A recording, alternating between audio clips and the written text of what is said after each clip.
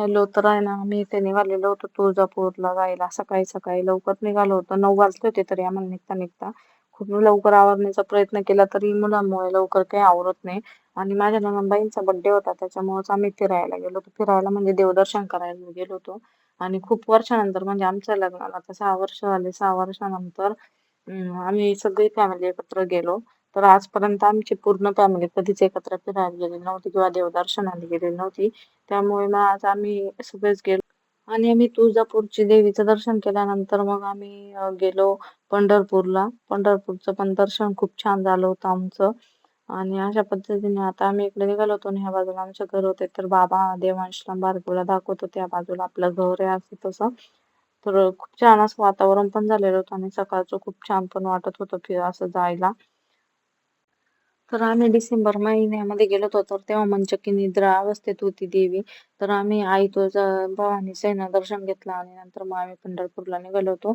आणि खूप छान वाटलं दर्शन घेतल्यानंतर आणि दर्शन पण खूप छान झालं आमचं.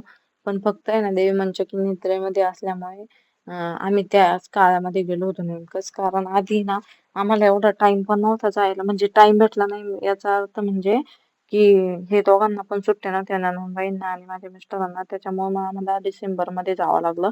तर डिसेंबरमध्ये आम्ही दर्शन करून आलो शेवट. म्हणजे तरी आम्ही 22-23 तारखेच्या नंतर आम्ही दर्शनाला गेलो आणि दर्शन वगैरे झालं आमचं छान. आणि मग नंतर आम्हाला तुळजाभवानीचं आणि पंढरपूरचं दर्शन झाल्यानंतर पुढे पण जायचं होतं. आमची कुलस्वामिनी आहे तर तिचं पण दर्शन घ्यायचं होतं आणि जेजुरी पण करायची होती आम्हाला. तर ती लॉग तुम्हाला नंतर येणारच आहे. तर आहे ना सगळे फॅमिली एकत्र गेल्यावर देवदर्शनाला खूप छान पण वाटतं. आणि वर्षातून एकदा तरी आपण आपली कुलस्वामिनी आपल्या कुलदेवतेला जायलाच पाहिजे. म्हणून मग आम्ही ह्या वर्षी गेलो. मागच्या वर्षी मी आणि माझे मिस्टर गेलो होतो आधी. आणि म्हणजे ते हे होतं वांगीच होत होती त्यावेळेस आम्ही गेलो होतो. त्याच्यानंतर मग नणंदबाईंच्या बड्डेच्या वेळेस आई, बाबा आणि नणंदबाई गेल्या होत्या. तर म्हणजे यांच्या सुट्ट्या ऍडजस्टच होत नव्हत्या. म्हणजे दोघांच्या एकत्र सुट्ट्या घेणं जमतच नव्हतं. तर ह्यावेळेस कसं झालं दोघांना पण सुट्ट्या भेटल्या आणि मग आम्ही सगळे देवदर्शन करायला गेलो. तर त्यातल्या त्यात भार्गव पण खूप त्रास द्यायचा मध्येच आणि खेळायची मध्येच. पण बाहेर गेल्यानंतर मुलांचे पण खूप हाल होते खाण्यापिण्याचे. त्याच्यामुळे मग आता आम्ही इथं थांबलो होतो जेवण करण्यासाठी. दुपारचा टाइम झाला होता. मग जेवण केल्यानंतर मग आम्ही पुढे गेलो. तर इथं भार्गव आणि देवांश मस्त मस्ती करत होते.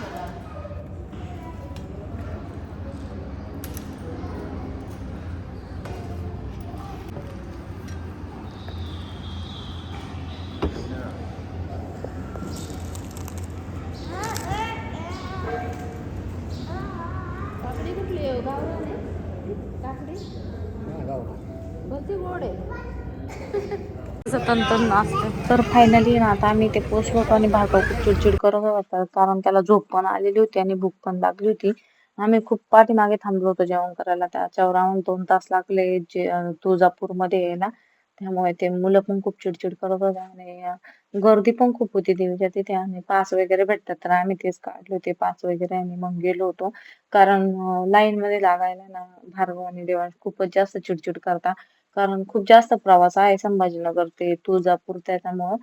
आता आहे ना आता इथे आम्ही आलो नंतर पास वगैरे काढले आणि मग देवदर्शनाला गेलो आम्ही आतमध्ये. देवीचं दर्शन वगैरे घेतलं. नंतर बाहेर आल्यानंतर ना ते चुडा भरावा लागतो म्हणजे बांगड्या नाही घालती का हिरव्या तशा बांगड्या आपल्याला बाहेर आल्यानंतर घालावं लागतं. तर मग आम्ही बाहेर आल्यावरती आईने मी आणि माझ्या नणंदबाईंनी त्या बांगड्या वगैरे घातल्या. तर तर आता ना आम्ही आतमध्ये जाणार होतो दर्शन करण्यासाठी आणि दर्शन झाल्यानंतर मग बाहेर आल्यावर चुडा वगैरे भरला आणि लगेच निघालो. तिथून निघाल्यानंतर मुलांसाठी नाश्त्याला आम्ही एका ठिकाणी थांबलो, नाश्ता वगैरे केला. तर तुम्ही इथे बघू शकता आम्ही बाहेर आलो होतो मंदिराच्या आणि गर्दी पण खूप जास्त होती. तर मग इथं मंचकी निद्रेमध्ये असल्यामुळे म्हणजे इतकी पण नव्हती. थोडी कमीच होती पण तरी पण गर्दी होतीच. म्हणजे इतर वेळेसपेक्षा जास्त नव्हती. तर इतर वेळेस खूप जास्त गर्दी असते आणि आता इथे ना तर इथे देवीचे ना आम्ही परडी वगैरे भरत होतो आणि त्यानंतर इथली पूजा उरकल्यानंतर आम्ही लगेच निघालो. आणि मग पंढरपूरला पण पुढे जायचं होतं आणि उशीर पण खूप झाला होता आम्हाला. कारण मुलांमध्ये खूप टाइम जातो म्हणजे असं थांबून थांबून यावं लागतं. कारण ते पण एक सात बसून आहे ना कंटाळून जातात आणि मध्ये ट्रेक घेऊन घेऊन आम्ही थांबत थांबत आलो होतो. तर तुम्ही ते बघू शकता. आता आम्ही इथे ना हे परडी वगैरे भरत होतो आई आणि तर अशा पद्धतीने आम्ही पहिल्यांदाच गेलो.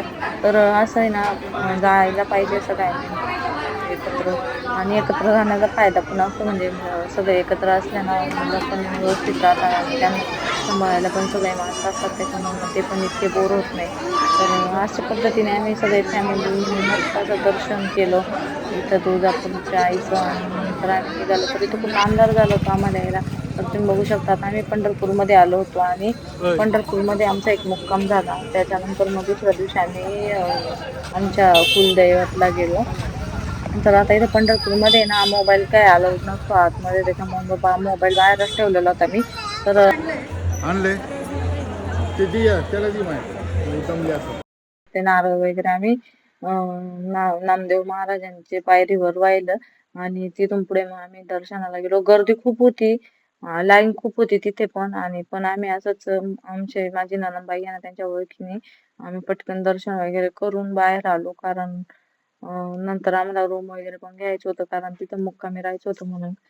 तर असं सगळं आम्ही आता इथे आलो, देवदर्शन केलं आणि नेक्स्ट व्लॉग तुम्हाला बघायला मिळणारच आहे पुढचा.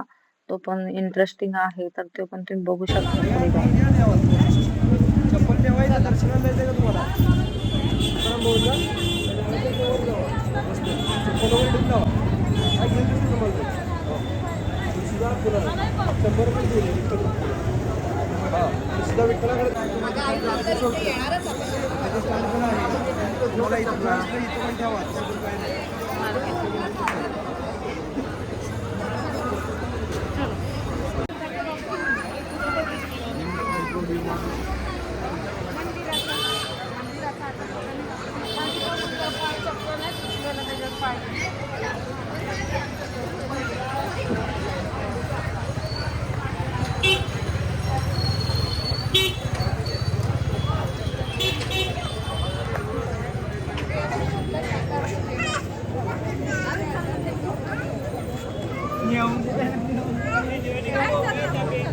ए भाको video भाको video video video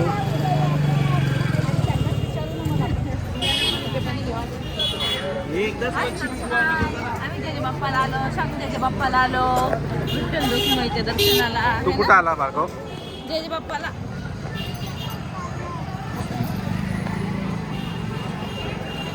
Bhargava पण चाललाय इथे.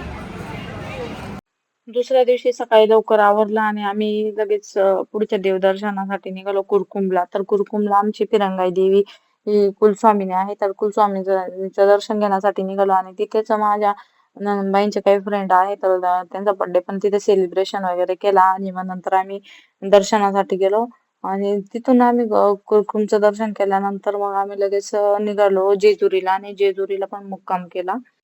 तर अशा पद्धतीने मला जेवढा व्लॉग शूट करता येतो तेवढा मी शूट करण्याचा प्रयत्न केला. तर कसा वाटला नक्की कमेंट्स करून सांगा. तर भेटू पुन्हा पुढच्या व्हिडिओमध्ये.